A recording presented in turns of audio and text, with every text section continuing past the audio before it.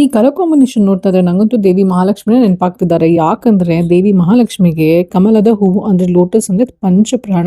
So ಈ ಸೀರೆ ನೋಡ್ತಾ ಇದ್ರೆ ನನ್ಗಂತೂ ಲೋಟಸ್ ನೆನಪಾಗ್ತದೆ. ನನ್ ಮಾತು ಕೇಳೋದಾದ್ರೆ ಈ ಕಲರ್ ಕಾಂಬಿನೇಷನ್ ಒಂದಾದ್ರೂ ಸೀರೆ ನಿಮ್ಮ ಹತ್ರ ಇರ್ಲೇಬೇಕು. ಯಾಕಂದ್ರೆ ಇದು ದೇವಿ ಮಹಾಲಕ್ಷ್ಮಿಗೆ ಅತ್ಯಂತ ಪ್ರಿಯವಾದ ಒಂದು ಹೂವಿನ ಕಲರ್.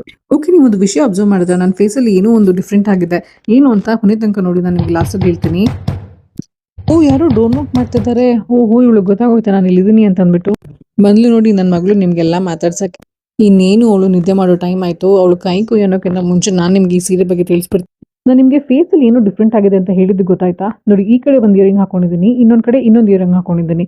ನಂಗೆ ಈ ಇಯರಿಂಗ್ ಹಾಕೋಬೇಕು ಆ ಇಯರಿಂಗ್ ಹಾಕೋಬೇಕು ಅಂತ ಡಿಸೈಡ್ ಮಾಡಕ್ ಆಗದೆ ಇರ್ಲಿ ಎರಡೂ ಲುಕ್ ತೋರ್ಸೋಣ ಅಂತ ಹಂಗೆ ಬಿಟ್ಟೆ. ನಿಮಗೆ ಈ ಡಿಫ್ರೆನ್ಸ್ ಮುಂಚೆನೆ ಗೊತ್ತಾಯ್ತಾ ಅಥವಾ ನಾನು ಈಗ ಹೇಳಿದ್ಮೇಲೆ ಗೊತ್ತಾಯ್ತಾ ಅಂತ ಡೆಫಿನೆಟ್ ಆಗಿ ಕಮೆಂಟ್ ಮೂಲಕ ತಿಳಿಸಿ. ಹಾಗೆ ಯಾವ ಲುಕ್ ನಿಮಗೆ ಚೆನ್ನಾಗಿ ಕಾಣ್ತದೆ ಅಂತ ತಿಳಿಸಿ. ಯಾವ ಇಯರಿಂಗು ಈ ಸ್ಯಾರಿ ಜೊತೆ ತುಂಬಾ ಮ್ಯಾಚ್ ಆಗ್ತದೆ ಅಂತ ಕಮೆಂಟ್ ಮೂಲಕ ಡೆಫಿನೆಟ್ ಆಗಿ ತಿಳಿಸಿ. ಓಕೆ, ನಾನಿವಾಗ ಹೋಗ್ಬೇಕು. ನನ್ನ ಮಗಳು ಕರೀತಿದ್ದಾಳೆ, ಅವಳಿಗೆ ನಿದ್ದೆ ಟೈಮ್.